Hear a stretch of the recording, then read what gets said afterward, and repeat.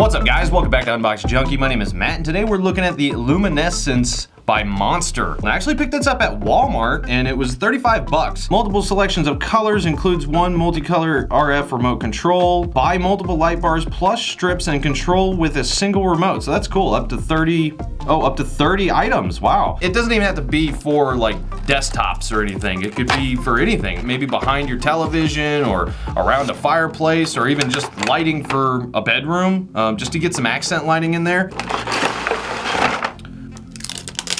There you go. Hey, it's very lightweight, kind of cheap plastic. It's all touch, so that's cool. You got your speed, your brightness, your mode, on and off. It does come with a little Allen wrench, a couple little screws. I'm guessing that's probably for the mounts. Also some Velcro strips. Oh, that's super lightweight too. So the Velcro strips, they'd go right on the back. You just stick them there and you can put them on the wall. You can do vertical or horizontal or whichever direction you want to do it in. And then it has the actual stand.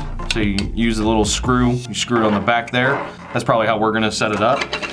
But pretty basic, USB 1.0, you just need it for power.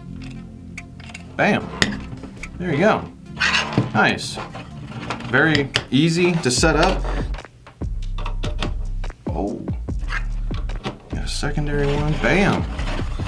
There you go. So these cables are pretty stiff, so they want to move around on their own because these are extremely lightweight. I mean, it's just LEDs inside this bar. Echo, turn off the studio lights. Okay. There we go. Oh, that's right. I need batteries. All right, luckily, I do have the batteries. They don't have a charge, really? Okay, I finally found some. Oh, there we go. Yeah. If you press the center button, it just goes through the cycled colors, but it is touch, so that's cool. Look at that. Oh yeah. All right, so you got different modes like flashing. Is it just colors? There we go. Echo, turn the studio lights on. Okay. Okay.